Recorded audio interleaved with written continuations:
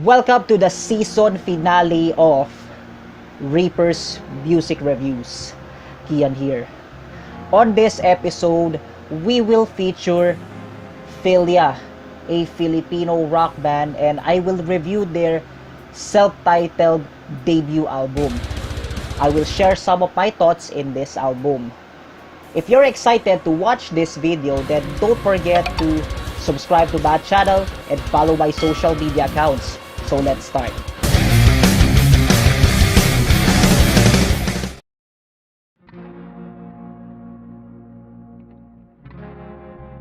Philia is a 5-piece grunge post-hardcore band. It's composed of Mona, also known as Arci Muñoz on vocals, Kristian X Uy on guitars, JL Discard on bass, Paulo Papuan on guitars, and Ash Heywood on drums. Also, one of their former members is Dion Ignacio on guitars. The band played numerous festivals such as the Pulp Summer Slam in 2013, Rakrakan Festival, and Earthday Jam. Mona became one of the Tres Marias in the Pinoy rock scene along with Saydie and Even. They are known as the Queens of Rock. Their self-titled album was released in 2013.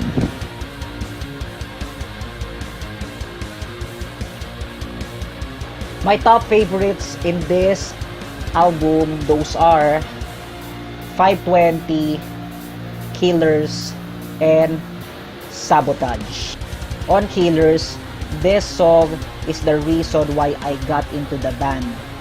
And I remember the first time I heard it back in 2013. I'm digging some tracks in YouTube and I accidentally heard this song. And from then, I've been starting liking this band and starting to like as well their songs. Now, the reason why I like this song is that the balance of the melody and the aggressiveness works well. And it's ear satisfying. The riffs on the intro brings out the angas factor and heaviness. Mona's singing is good. Her voice is like an angel on the verses, then on growls, she's like a demon. It's like a possessed one and bringing her fierceness.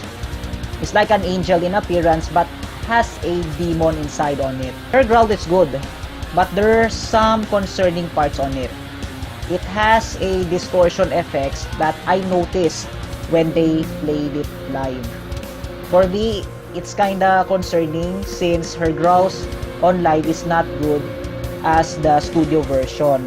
It's just like a lip sync or like a technology enhanced, something sort like that, but I'm not into it. But aside from that, I'm not seeing any problems in this song.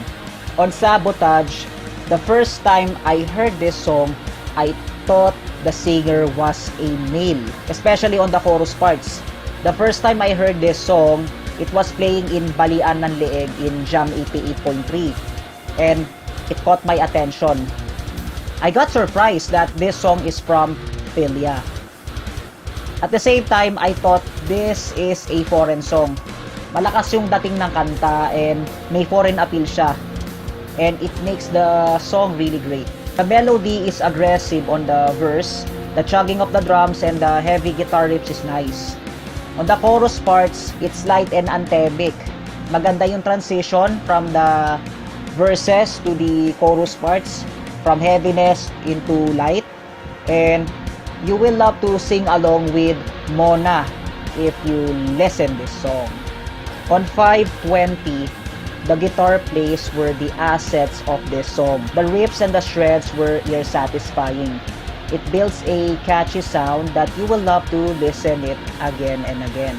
Accompanied with the bass parts, it makes a perfect blending. My favorite part on the guitar play is on the bridge part. The guitar solos is very ear satisfying and the riffs and the shreds are really good. And the guitarist brings in his talent all out and you will feel his greatness on the song. The honorable mentions, those are Harlot, Condemned, and Aftermath. On Harlot, This is one of the most heaviest songs in the album. Intro pa lang, napakabigat na niya. The guitar and the drum plays, including Boda's growls, are excellent. When you listen this, you cannot stop to headbang on the entire song.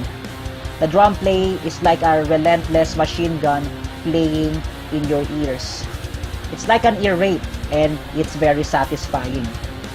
The lyrical content tells about the third-party relationship, and the guy chooses the harlot rather than his girlfriend.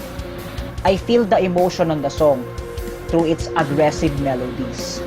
You will feel the subject that has hatred for her boyfriend and the harlot.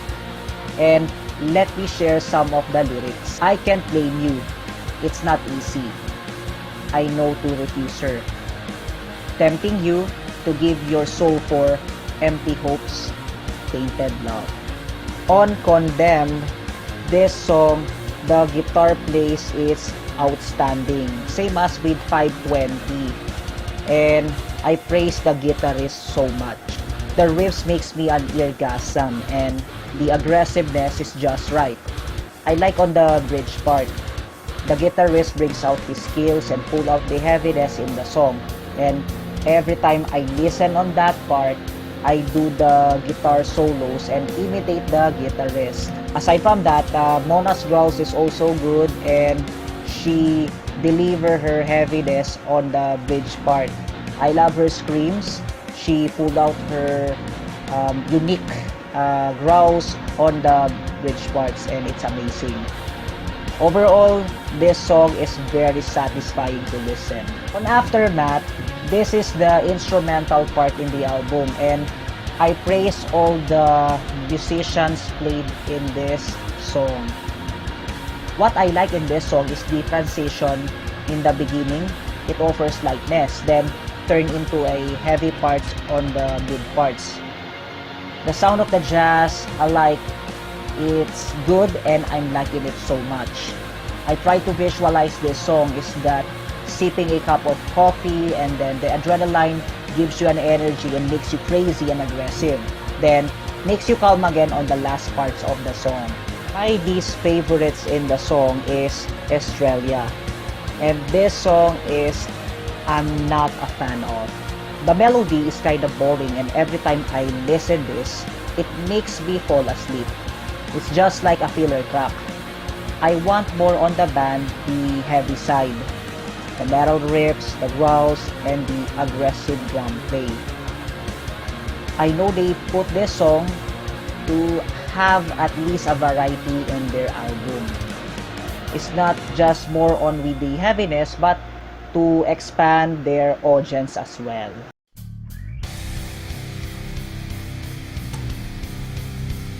The debut album is fun to listen, and there are a lot of songs that you would enjoy listening it again and again. I could say that the guitarist is the star in the album. His guitar plays were exceptional and brings out his talent and skills. The riffs and shreds gives out the metal sound on its song and offers a catchy sound that you won't hesitate to listen it. The drum play is my next praise. The relentless attacks from the drums brings out the heaviness. The hitting is like a machine gun or a minigun firing at your ears, and it amplifies the heavy guitar plays. On Mona singing, her singing is just right.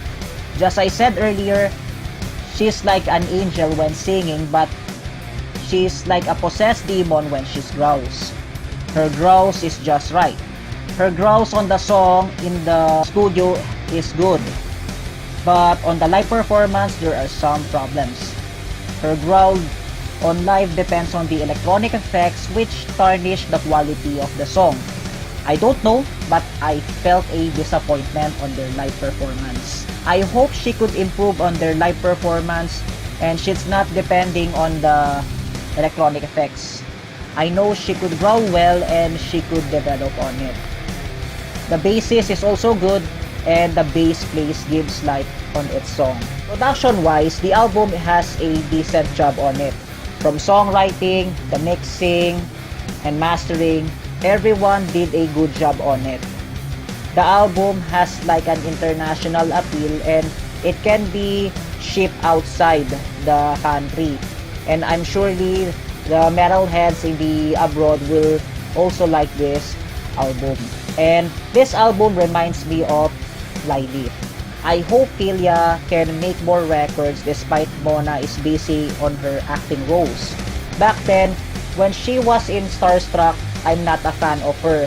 But when I found out this band, I got an admiration to her and I gained my respect to her.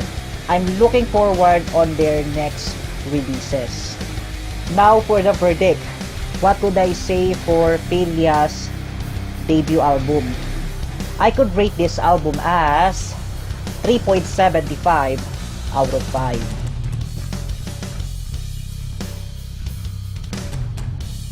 Share some of your thoughts in this album. If you like this video, then don't forget to send a thumbs on my video. And if you have to share some of your thoughts, then leave a comment down below and I'm surely entertain it. And the album is available in the links in the description. So kindly check the album, okay? Again, this is Kian from the ReaperRocker vlog. We'll see you again in the season 2 of Reaper's Music Reviews. Rock on, Pilipinas!